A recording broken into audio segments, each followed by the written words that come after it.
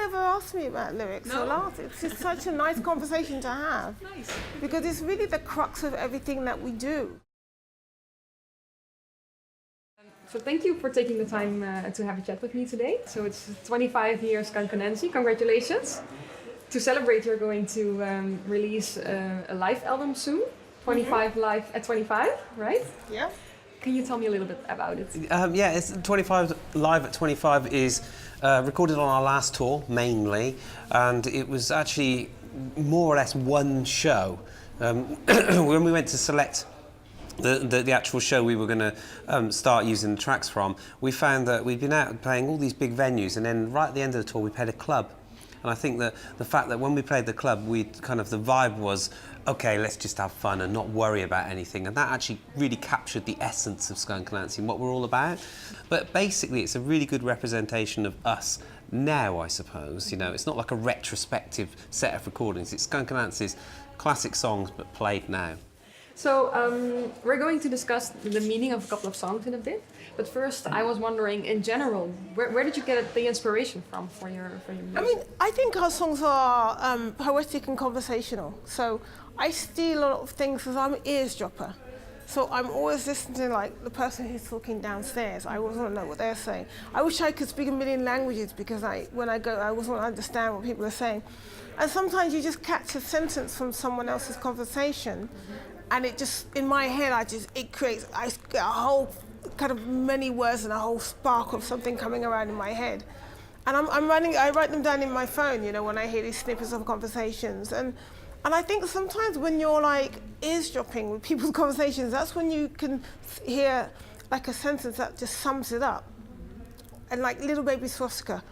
And in my head I saw this little baby swastika kind of like halfway up a wall, and it was like not very well done. And I was like, who put a little baby swastika on the wall? And then I started imagining who was the little baby supremacist, you know?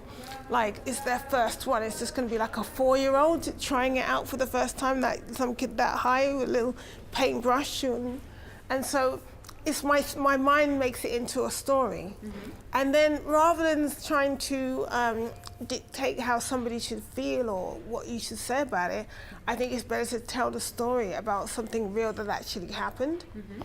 And then build a kind of narrative around that. And so that's kind of how most of the lyrics kind of come from. Mm-hmm. One of your biggest hits, Hedonism. And this seems like a classic breakup song, right? Yes. It actually is, yeah. I can confirm. Is it autobiographical?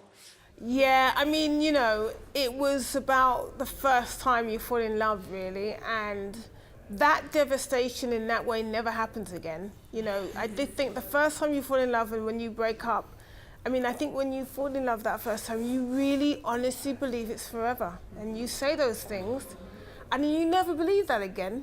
You know, even though you might say it, you never really believe that you're going to stay with someone together. It's all conditional after that, isn't it? Yeah.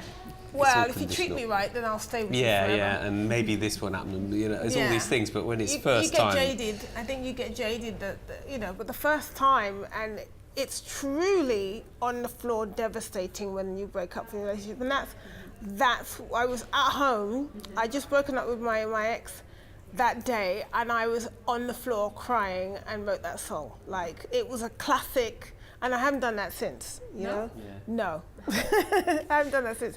Because, you know, that's never going to happen in the same way. Yeah. And, you know, it was like kind of, I hope you're feeling happy now.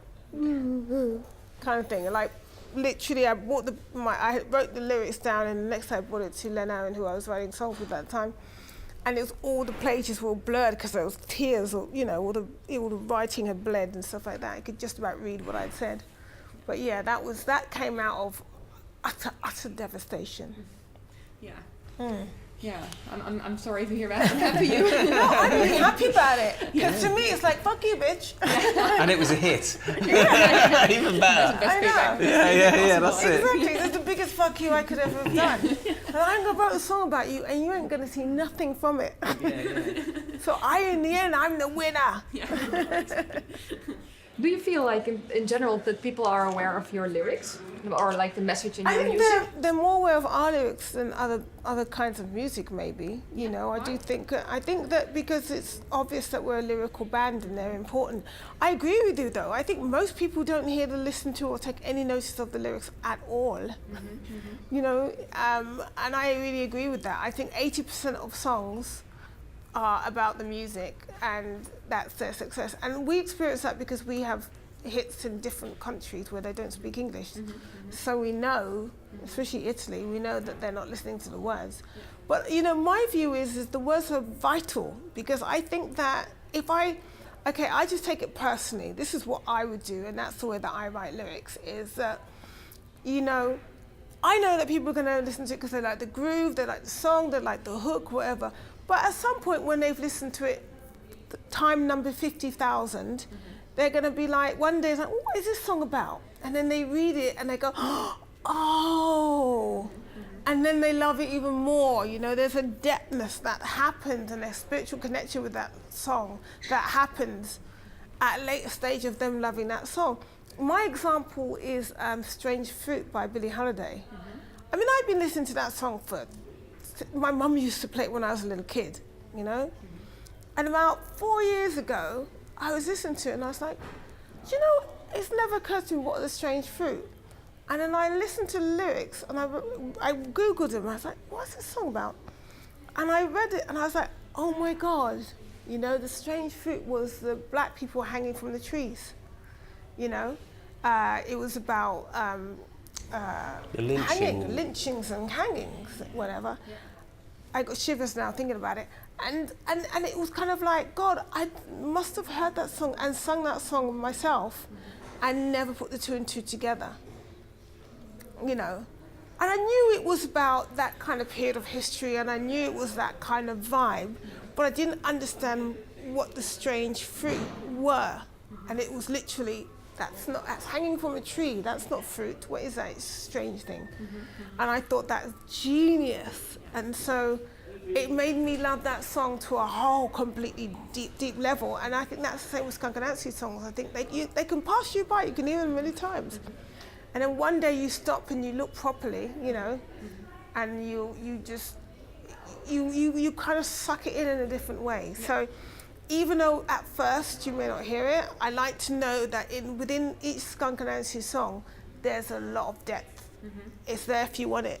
If you don't want it or if you don't see it, it's up to you, but it's there if you're ready for it. What message do you hope people get out of your music? I mean, I think that it's up to them.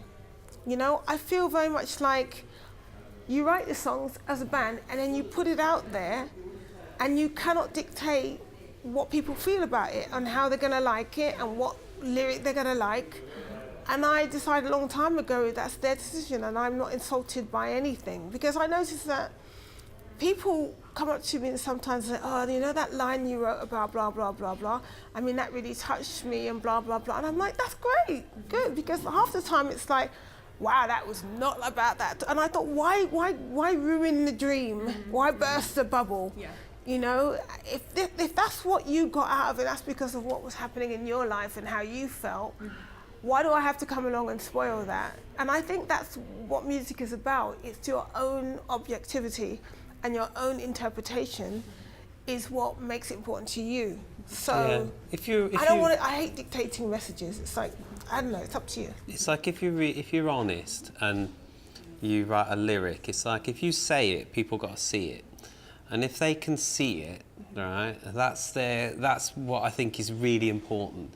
So if you're recounting a situation, a story, and people go, yeah, whatever, it's not working, right? Whereas if they can connect with that and they can see that, you know, that's connection, I think, is what makes it worth it for an artist. Because you kind of feel like somebody actually got what I was saying, right? And they feel the same way as me about something. And I think that's really important as well with lyrics, because that's how I feel. When I listen to stuff, I go, I really hope that this lyricist meant this when they wrote this down. Because if they did, right, and it means something to me, it means twice as much to me, you know? So one final question. So soon, very soon, the live album is going to be released. What are your other plans for the future? I think we got a lot of touring to do to support the live album. And then we decided. Nice. Well, thanks a lot for this interview. I really enjoyed hearing all the stories behind your very cool songs. I know, no one ever asked me about lyrics or laugh. It's just such a nice conversation to have. Nice. Because it's really the crux of everything that we do. It's really the root of everything we do is the words. Otherwise, it would be like Catherine Wheel or something. Well, you know what? To be honest, bad lyrics is the biggest turn-off ever for me in music. When I listen to a lot of pop at the moment, it's "Oh baby, don't leave me. Oh baby, you love me," and I'm just like, I just switch off on music. And it's interesting. It's like the most important, vital part of being a writer, whatever, is lyrics. And as you say, it's the first thing to turn you off, and the first thing to ruin your life. I listen to radio, and sometimes I'll stop over to the main station and I'll be like, if I wrote this, people just laugh in my face. Yeah, I know, yeah. It's like how they can get away with being so utterly lazy lyrically. Yeah. It's just beyond me, you know? Yeah. You have to catch the plane. That was the last question. Okay, So all good. that's it. Thank you very much. Thank you.